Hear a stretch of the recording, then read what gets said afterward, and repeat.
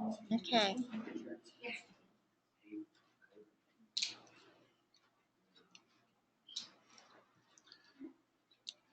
I want to welcome Jan Schaffer, who's joining us from. Are you at home in Washington, Jan? I'm at home in Washington, yes. Wonderful. Uh, Jan Schaffer teaches an entrepreneurial media course at American University in Washington, D.C.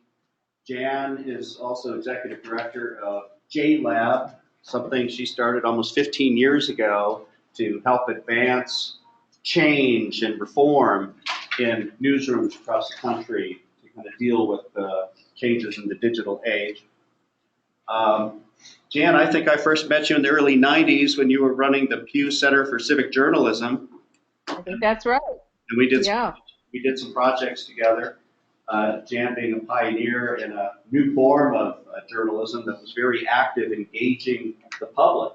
Back in the day when it was, the model was just one way, tell the public what you got, and they really didn't have any kind of opportunity to speak back.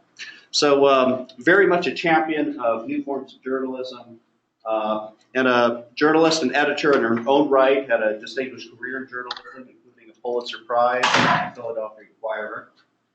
And Jan has been very active recently in working with startups and advising startups, helping funnel money to startups, and has a lot of information about what works and what doesn't. And I think on that note, Jan, I'm going to turn it over to you and invite you to tell us a little bit about, the good and the bad in Okay. journalism revenue. Thanks. I think revenue is both sides of the same coin, the good and the bad. But if you're going to be creating a media as a business instead of a hobby, you have to think about it.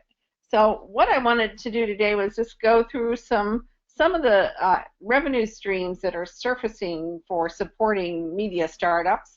I'll talk about some successes and some failures along the way.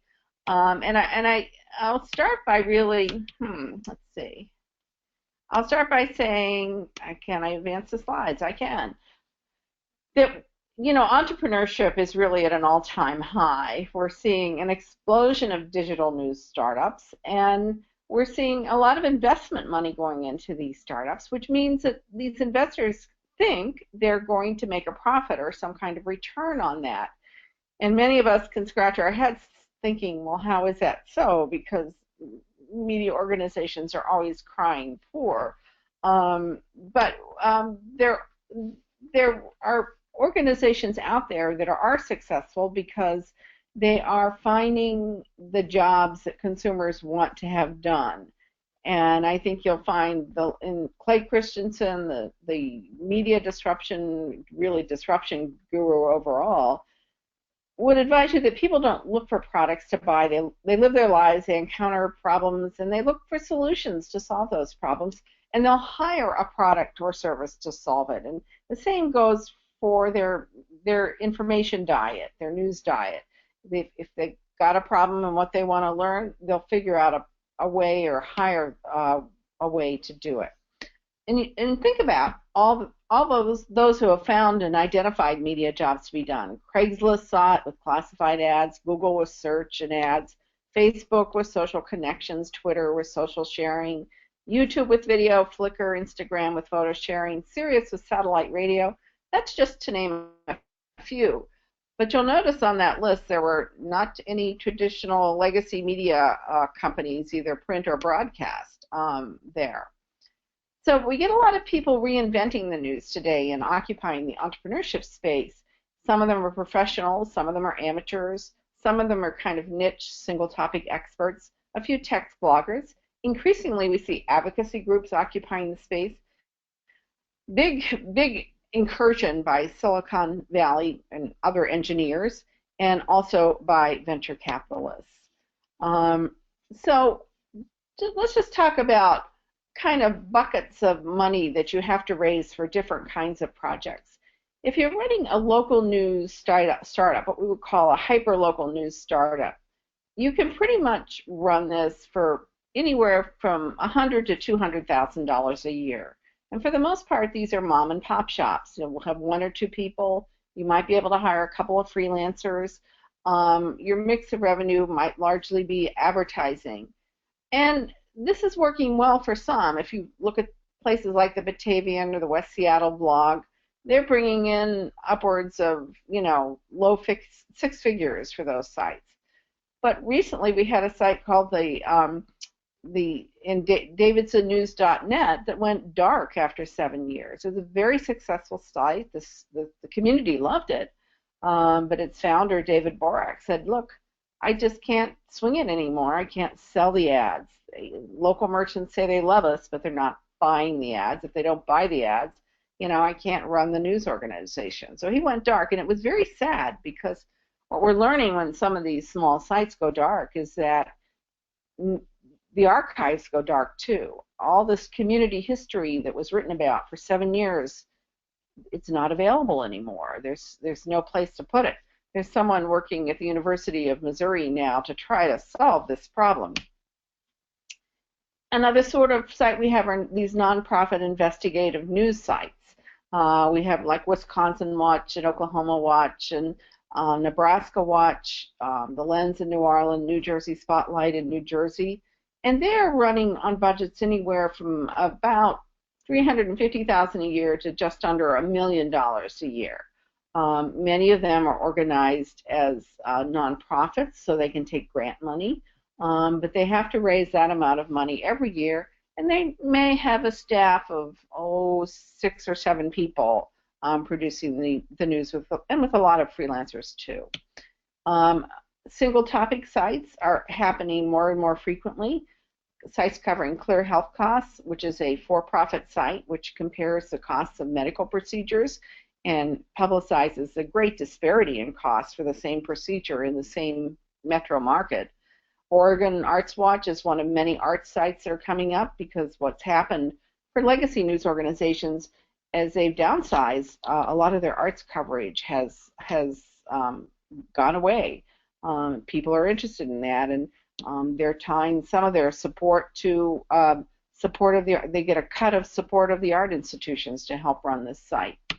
Public startups covering public schools, the built environment. These are what I call soft advocacy sites. They're covering the news from kind of a soft point of view. They care about good public schools. They care about sustainable cities. Are relying on events and donors and, in some cases, funders to help support them. Well, how do all these new players survive? Well, there isn't one magic bullet for any of them.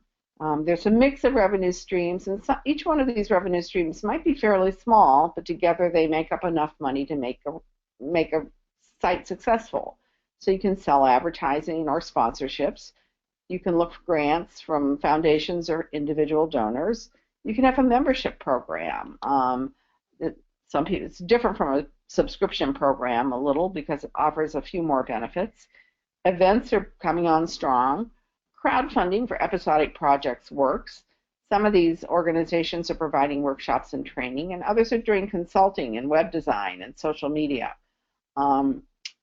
Thing about grants and donations, I hear so many people say, oh, well, I'll just start a site and I'll go get a grant.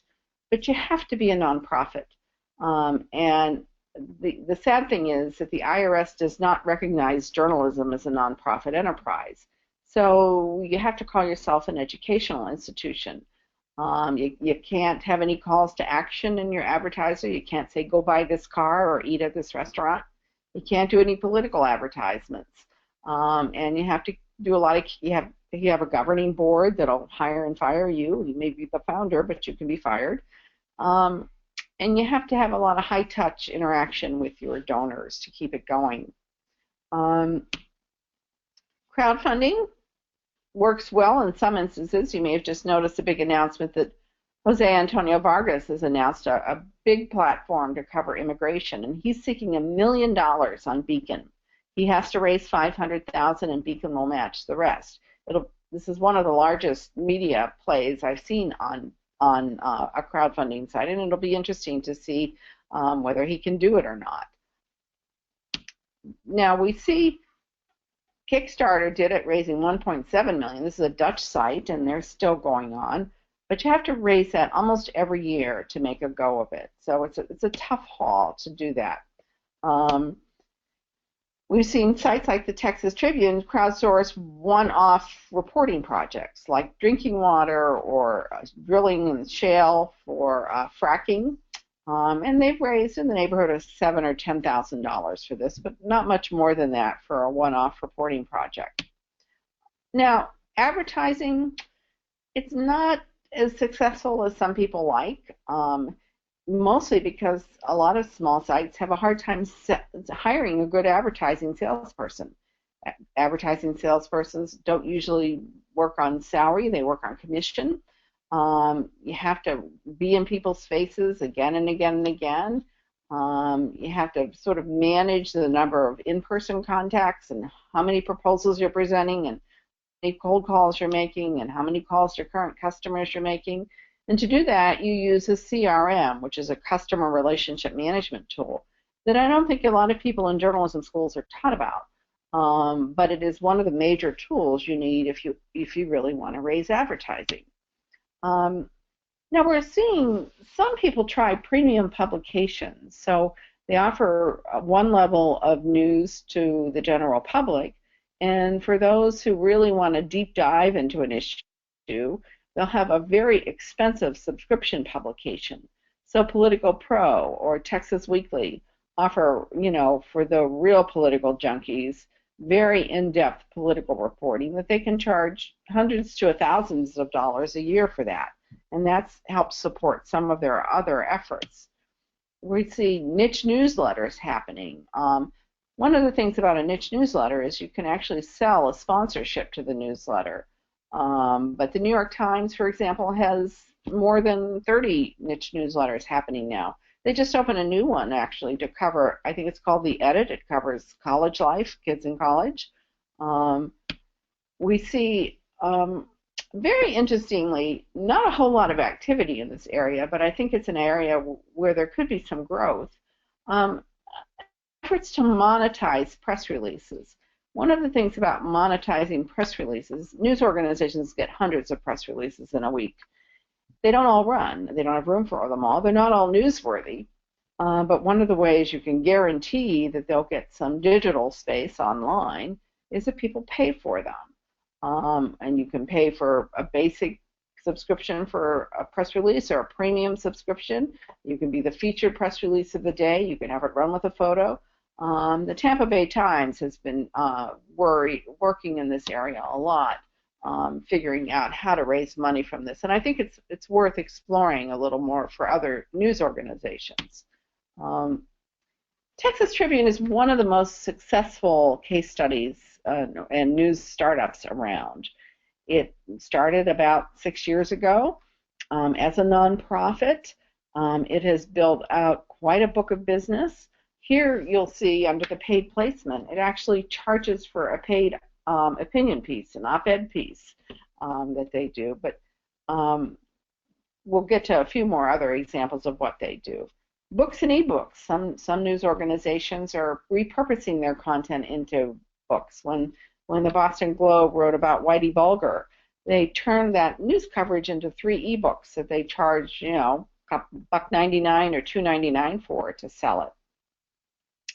And one interesting site in Philadelphia called Hidden City actually raises money by giving specialized tours of the city, historical tours, tours of cemeteries, architectural tours, whatever. Again, an offbeat way to raise revenue. The New England Center for Investigative Reporting raises more than $250,000 every year doing training. They bring high school and college students in to train them in investigative reporting, and that provides a big part of their budget. They also syndicate news coverage. I want to look at 3 case studies that I think have a lot to tell us about how news startups are being successful. And one looks at membership, which the Voice of San Diego, which is now around for over 10 years now, has done. They they run a budget of about a little over $1 million a year, 1.7 now. They have 14 employees. In those 10 years, they haven't scaled their budget that much. They started at $1 million. It grew very slowly up to 1.7 million. They only have 14 employees, but membership is one of their main revenue streams. They're a nonprofit. They can take grants, but they focus on membership. And they like it because it's a predictable revenue stream. They can offer people special benefits. What they're really trying to do is groom a person who gives $50 to become a $5,000 donor, and even a tech advisor if they have specialized skills that can help the site do its business. They want members who will be kind of ambassadors for the site or evangelists. But I'll say that in a presentation at the Online News Association last year, they really pointed to how aggressively you have to search and seek out and prod members to give. People give once and they think, oh, well, they're a member forever. Well, no. You have to rejoin every year. And so, you know, they stroke their members. They get a monthly email from the CEO. They get an advanced preview of their major investigations. They get 30 free events they can go to every year. They get twice a year a glossy magazine of their major stories. They get field trips to the state capitol and other places if you're a member. But they really try to build emotions around their membership brand. It's raise your voice, tell us what you need, be a player in your community, and they create many, many, many opportunities to give. Current members, as your membership is about to expire, 90 days before that happens, you get email reminders on 90 days, 60 days, and 30 days, reminding you to re-up. They'll even tell you what you gave last time and what they'd like you to bump up to. They'll personalize the emails with saying, we know you're interested in education because you went to our last 3 education events. They'll invite people to sign up for auto renew on their credit cards. If you're not a member, but they think you could be a member, you'll get an email every 10 days saying, gosh, you're the kind of person who should be a member. Look what you get. They'll keep sending these prompts to you until you join or you opt out. So membership is a very aggressive way to try to guarantee, a regular stream of revenue. And if you want to pursue that route, you have to be prepared to do the care and feeding that it takes to do that. Now, can I advance this? Let's see. One of the advices they give is choose benefits that are easy to fulfill. Don't get into the habit of mailing T-shirts or coffee cups. Make it experiential. And when you do events, try to get free space or trade space and food for a sponsorship notice to minimize your cash outlay. Guardians join members, Wall Street Journals join members, Times Premier has special memberships. All of these come with extra crossword puzzles, certain access, advance notice, insider privileges, and it's one major way of sustaining yourself. I mentioned that the Texas Tribune is one of the most successful startups out there. And events is turning out to be one of their major revenue streams. They are a huge case study on events. Launched in 2006, actually, it's a little over 6 years ago. They have raised more than $32 million in the last 6 years. But of that, $5.5 million is coming from events. They've grown from a very small shop to having 60 full-time employees, 34 of which are reporters, but a lot of people are event coordinators and tech people and data people. They're running now a $6.3 million annual operating budget, and $1 million of that in 2015 came from something they call their Texas Tribune Festival. They think events are journalism, that people can learn about the news by reading about it on their site, but they can also learn about it by attending an event with a newsmaker or a book author or a legislator. The event makes news, other media cover them, you get kind of viral advertising. You actually you videotape it and you get content for the site. You get an audience development tool because you know who signs up for the event and you have an email list for them. You get public square engagement, and you can get corporate sponsorships for the event. So you get revenue from those corporate sponsorships. So they do weekly Q&As with newsmakers. And they raised $150,000 last year from these weekly Q&As to help sponsor their sites. They do 4 kind of one-day single topic symposia on things like energy or immigration or health. They do live podcasts on the campaign, political trivia nights, and their big one is the Texas Tribune Festival. On the right here, you see the number of sponsors they had for this festival was huge. Walmart, of all things. Walmart was one of their main sponsors. But the University of Texas is, Comcast is, the major hospitals, the major energy companies, all are signing up to sponsor this event because it has a lot of credibility. In addition to the event sponsors, people pay a couple $100s to be able to attend. More if you want VIP treatment, but less if you just want to come hear the speakers. So here's some of the cumulative revenue since they've been in business. And you can see that events aren't as much as major gifts, but it's starting to creep up. So they're starting to build more and more from event revenue. And when you add the corporate sponsorship in them, you are surpassing major gifts from individuals and major gifts from foundations as well. Their tips: try to use college campuses, pay for nothing, trade for everything, free food. And if it's your event, you run it. You never, never, never let someone else run your event. You're in charge of the quality and how the pacing and how it runs. They're also very careful to piggyback fundraising and meeting with donors on events that they hold around the states. So the Guardian is doing events. They're not only planning to do events, they're building this huge, huge event space to do it in. The Midland Goods Sheds at London's King Cross. Aspen Idea Festivals with Atlantic Media as a big revenue source for Atlantic Media. The Washington Post has American Answers events. The New York Times has events. This American Life is not only doing events, they're doing like theater to raise money for that public radio programming. And then finally, the third kind of revenue stream I'd like to talk about is sponsored content. And Quartz.com, QZ.com, is turning out to be a leader in sponsored content. And sponsored content is also called native advertising. It kind of looks like editorial content, but it's been supplied by an advertiser or a sponsor. It's paid content. And Quartz's native advertising rate, it's so successful, they say they have an 87% renewal rate for their advertising.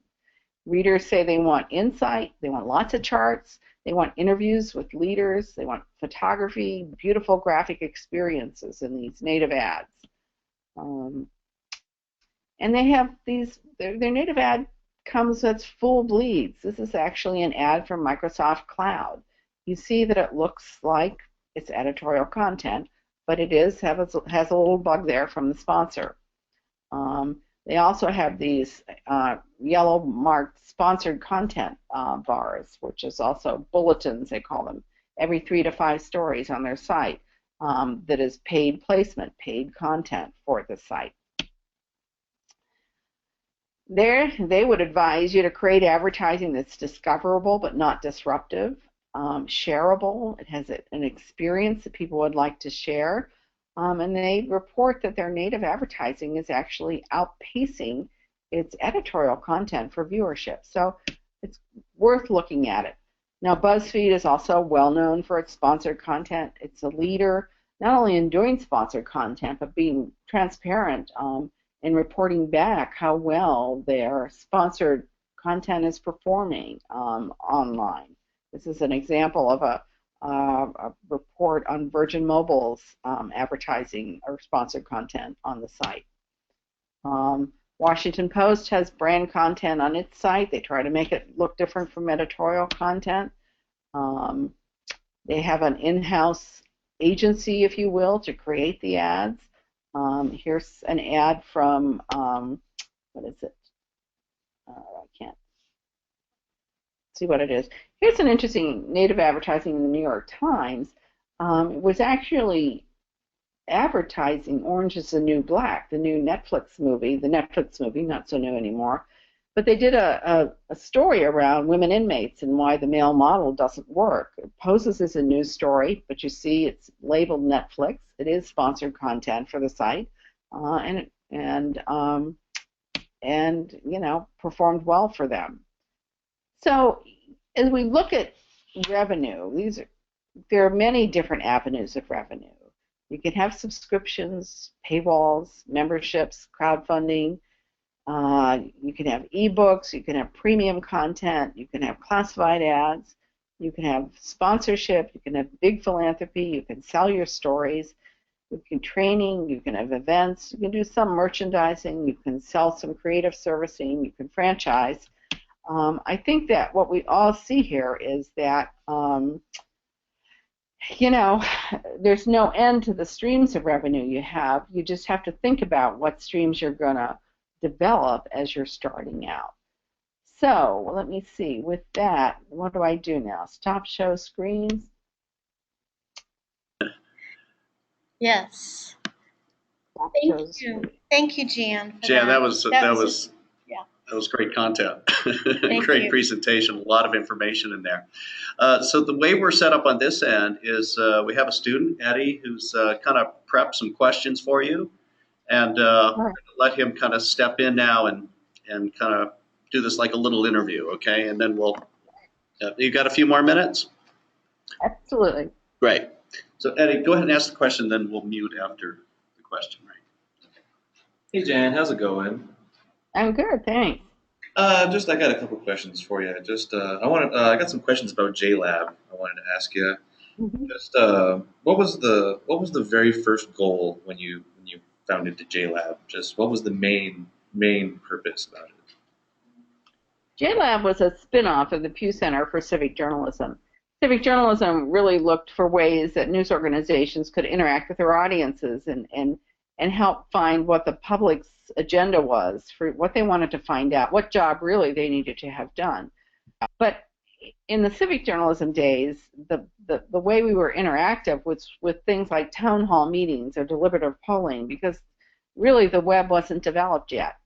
So when I spun the Pew Center into JLab in 2002, it was really with the purpose of figuring out how you could build interactions digitally that would still have the same purpose and intent that civic journalism was, which was to engage people in civic life and in public issues. So that was the intent when we started out. And was there a specific target audience that you wanted JLab to use? Was it just for anybody that just wanted to start like a business, or was it more for like newer businesses? Well, the original target audience was legacy newsrooms and public broadcasters, and certainly commercial broadcasters as well, which had been our target audience for civic journalism. But it didn't take long to realize by 2004, 2005, we were beginning to realize that we had a lot to offer for entrepreneurial news startups that were starting to populate the media landscape. So they became part of it, and then it wasn't long that journalism educators became interested, and then civic groups started to become interested as well. Okay, and then just a couple revenue questions I got for you now. You said local startups usually need around like $100,000 to $200,000, and then nonprofits can go anywhere from $300,000 to $1 million. I was just wondering Right. what the difference was. Why such a drastic amount of money? Right. It depends on your age and how successful you are at scaling up. So if you took a little site like VT Digger in Vermont, you know, for a while they were moving along at about $350,000 a year with their founder and one or two other people doing the reporting. And they're up to probably about 800,000, close to $1 million now. As you know, 6, 7 years have passed, they've gained traction. News organizations have downsized in their coverage area. They have a track record of producing responsible, credible news. So they're able to get grants, and they're able to sell advertising, and they're able to host events, and they're able to hire more people now so that they have a bigger editorial staff. It's dicey. If you look at the Lens in New Orleans, for example, they had a very big funder in their community, but New Orleans now has mostly got charter schools, since their public schools with Katrina have virtually disappeared. They were doing a lot of work covering charter schools, and one of its major funders didn't like the coverage of its charter schools. It wasn't the funder was in favor of chartered schools, very big proponent of charter schools, and felt that the Lens was being too much of a watchdog. So they lost a big grant, and they had to step back and kind of figure out how they replace that money with new efforts. So sometimes you have to cut back and then grow again. Alrighty, and just I got one last revenue question for you. Just which one do you think is, out of the three that you mentioned, the memberships, events, and the sponsored content, which one do you think is probably can make the most revenue? Or I guess Well, it depends, really. you know, I think it depends on where you live. If you live in a place like Texas, which is a very big state, which has a lot of rich energy companies, you can do events and get a lot of corporate sponsorships and make a go of it. I think not everybody has that particular landscape. So for the Texas Tribune, that works very well. And it's not as noisy of a media space. There aren't that many media outlets there competing for the same dollars. If you're the Voice of San Diego, there are a couple of other news startups in San Diego. There's the public television station, the NBC, the commercial stations are very active.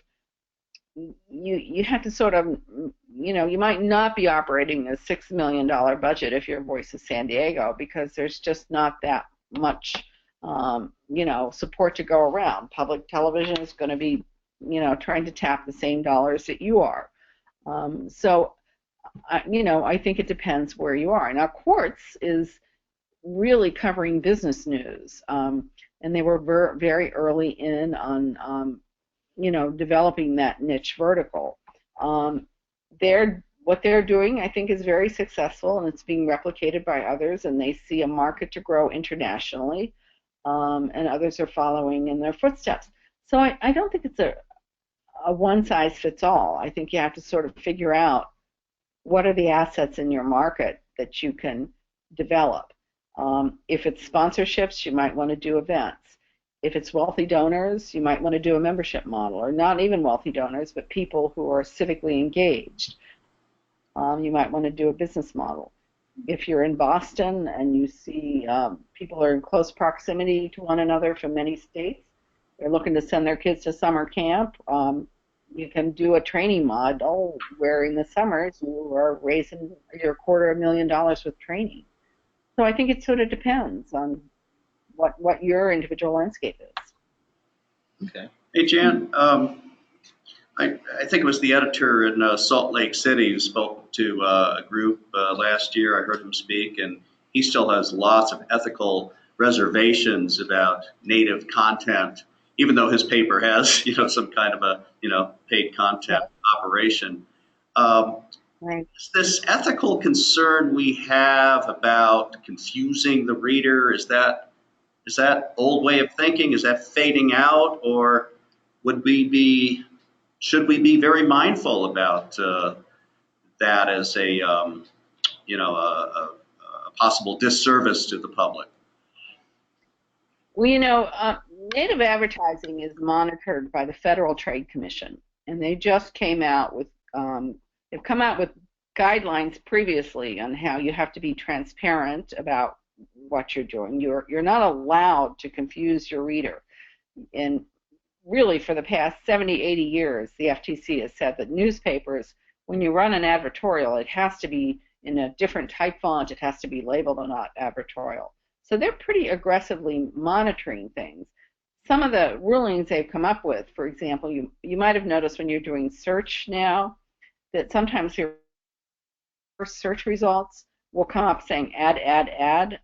That's as a result of a FTC ruling that said you can't masquerade paid search results as coming up on their own in your feed. You have to label them. You have to be transparent about them.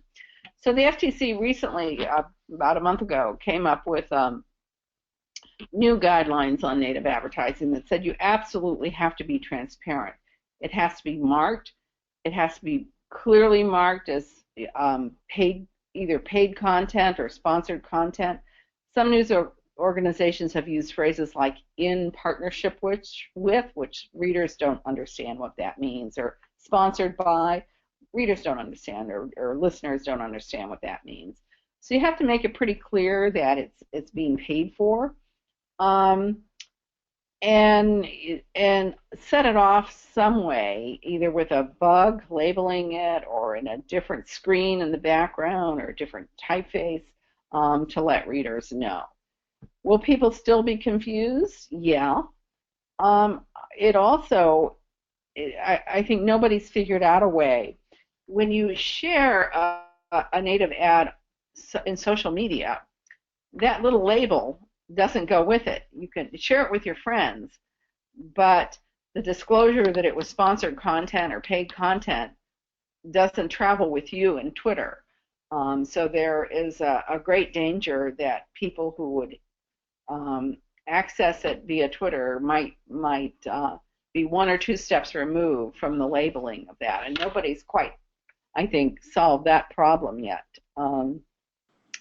I do think that for whatever advertising is left, the way of the world seems to be going to native ads, and so I think the job to be done is to figure out how do you handle it responsibly, and right now, whether ad blockers are going to block it as much as they're blocking banner ads or tile ads or anything else on your website, which is a great concern of both advertisers and publishers, frankly.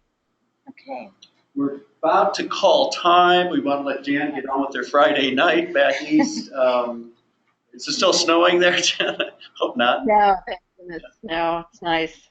Last We have a question. question We have a here. question right over here. Do you want to just Here. sort of pop Here. in? Come on. One second, Jan. We got.